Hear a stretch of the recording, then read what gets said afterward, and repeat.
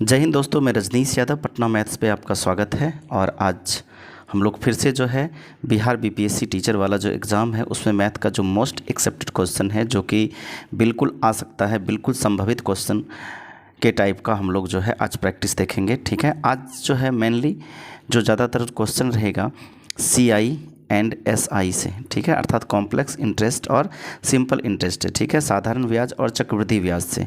हाँ, थोड़ा सा हम लोग देख लेते हैं कॉन्सेप्ट। एसआई निकालने का जो फार्मूला होता है PRT/100। ठीक है, हाँ, इसको यदि हम परसेंटेज में चेंज करें P, ठीक है, इसको RT को एक साथ लिखते हैं और नीचे 100 है, इसको हम लोग परसेंट में लिख सकते हैं। ठीक है, अर्थात P का RT परसेंट, जो SI होता है P का RT अर्थात रेट और टाइम का जो गुणनफल होगा उतना ही परसेंट जो है ब्याज होता है।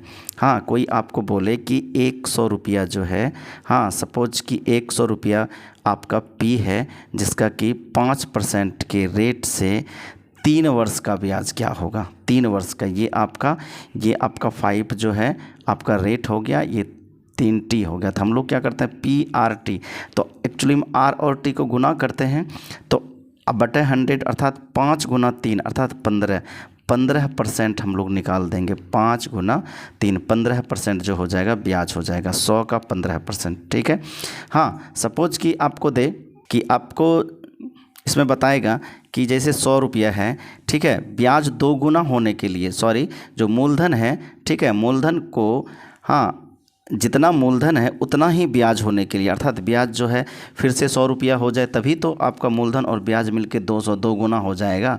ठीक है, 5% के रेट से, 5% के रेट से, ठीक है, आर का वैल्यू दे देगा आपका 5%। ठीक है, कितने साल में कोई मूलधन, ठीक है, अपना 2 गुना हो जाएगा, अर्थात ब्याज उसका एसआई जो 100 रुपया बनना चाहिए।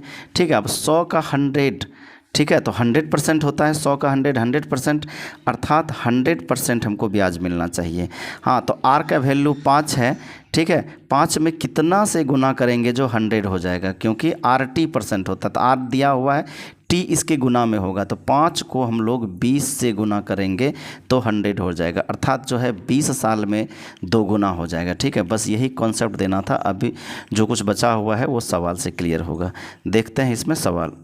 देखिए, ये सवाल है कि कितने वर्षों में 30% वार्षिक साधारण ब्याज की दर से कोई धन अपनी 16 गुना हो जाए। सपोज कि यदि ये 100 रुपया है तो 16 गुना हो जाएगा, 1600 रुपया हो जाएगा। ठीक है, अर्थात ब्याज जो मेरा होगा कितना, 1500 रुपया। हाँ, तो देखिए 1500 रुपया होने के लिए आपका आर दिया हुआ है, आर है 30%। ठीक है, तो 1500 रुपया होने के लिए अर्थात 100 रुपया है, ठीक है, 100 रुपया से 1500 अर्थात 1500% बढ़ना है, तो 30 को क्या चीज़ से गुना करेंगे जो रिजल्ट मेरा 1500 आएगा। 25 से गुना करेंगे तो नहीं आएगा, 30 से गुना करेंगे 3 तिया 900 आ जाएगा।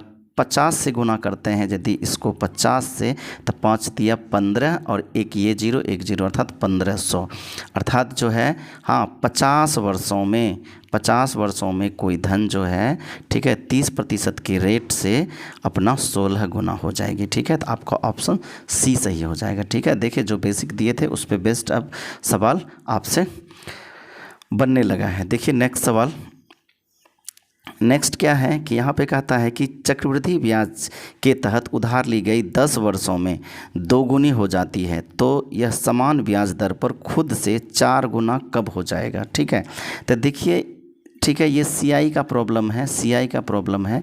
ठीक है, अब देखिए यदि सपोज कि 1 रुपया था तो 10 वर्ष में 2 गुना हो जाता है, 10 वर्ष में 2 गुना, 1 से 2 हो जाता है, तो 2 से 4 होने के लिए भी फिर से 10 वर्ष ही लगना होगा, अर्थात 1 से 4 गुना होने के लिए 10 साल ये और 10 साल ये, दोनों को जोड़ेंगे तो कितना हो जाएगा, 20 साल, 20 ईयर। ठीक है, 20 ईयर लग जाएगा। ठीक है, तो ऑप्शन आपका सी सही हो जाएगा। वैसे एक कॉन्सेप्ट इसमें याद रखिए कि यदि सीआई में अर्थात चक्रवृद्धि ब्याज में इस तरह का सवाल आए, हाँ, तो इसका जो सीरीज चलता हमेशा जीपी में चलता है। आप जो है, हाँ, सीरीज को जो सेट कीजिए हमेशा जीपी में, अर्थात ज्योमेट्रिक प्रोग्रेशन, जो कि गुणोत्तर श्रेणी होता है, 1 से 2 हो रहा है तो 2 से 4 गुना होगा, 4 से जितना टाइम में 1 से 2 गुना होगा उतना ही समय में 2 से 4 गुना होगा कोई धन। 4 गुना से फिर 16 गुना होगा, 16 से 64 गुना होगा। यदि 1 से 2 गुना 4 साल में हो रहा है तो 2 से 4 गुना भी फिर से 4 साल में ही होगा, 4 से 16 गुना फिर से 4 साल में। तो ये पैटर्न चलता है। आप देख लीजिए, यदि इसी सवाल में जो है बता देता कि 16 गुना कब होगा, तो यहाँ पे जैसे 10 था तो 10 गुना जब 1 से 2 10 हो रहा था तो फिर से 10, 2 से 4 और 4 से 16 फिर से 10, अर्थात 10 तिया 30 साल में जो है ये अपने का 16 गुना हो जाता। बट यहाँ पे था 4 गुना ही, तो 10 + 10 अर्थात 20 आंसर हुआ, अर्थात ऑप्शन सी। आई होप कि ये कॉन्सेप्ट आपको समझ में आ जाना चाहिए। इस टाइप के अब जो भी सवाल आता है ये हमेशा जीपी में चलेगा। यदि सपोज 3 है तो 3 से 9 होगा, 9 से 27 होगा, 27 से 81 होगा। 3 से 9 गुना जितने समय यदि 5 वर्ष लगता है तो 9 से 27 होने में भी 5 साल ही लगेगा, अर्थात जीपी में सीरीज चलेगा। ठीक है, तो चलिए देखते हैं नेक्स्ट सवाल। हर एक सवाल में आपको उतना कॉन्सेप्ट दे देंगे कि आगे से यदि कभी इस तरह का सवाल आए तो फिर से नहीं फंसना चाहिए। यदि आप ऑलरेडी जानते हैं तो अच्छी बात है। ये सब क्वेश्चन जो है बार बार हर एक एग्ज़ाम में, अच्छे एग्ज़ाम में आता है, इसीलिए ये बीपीएससी टीचर वाले के लिए भी मोस्ट एकदम संभावित क्वेश्चन रहेगा। ठीक है, आप इसे श्योर जो है देख के जाइए, इस तरह के क्वेश्चन को प्रैक्टिस करके ही जाइए। यहाँ पर देखिए करता है कि वह संख्या ज्ञात की जिसने 8% वर्ष पर साधारण ब्याज पर निवेश की गई स्वयं की 2 गुनी हो जाती है। यहाँ पे थोड़ा सवाल में मिस्टेक है। हाँ, यहाँ पे होना चाहिए कि कोई राशि, हाँ, जिनमें 8%, यहाँ पे थोड़ा सवाल में मिस्टेक है। ठीक है, हाँ, कोई राशि 8% पर साधारण ब्याज पर निवेश की गई है। ठीक है, राशि स्वयं की 2 गुनी हो जाती है। ठीक है, हाँ, कितने वर्षों में?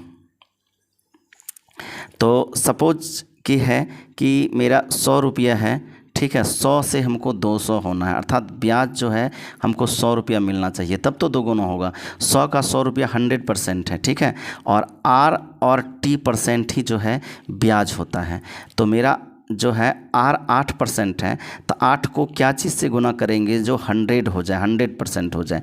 ठीक है, तो 8 को हम लोग 12 से गुना करेंगे तो 12 × 94, तो 100 नहीं हुआ। और 11 से करेंगे तो 88 हो जाएगा।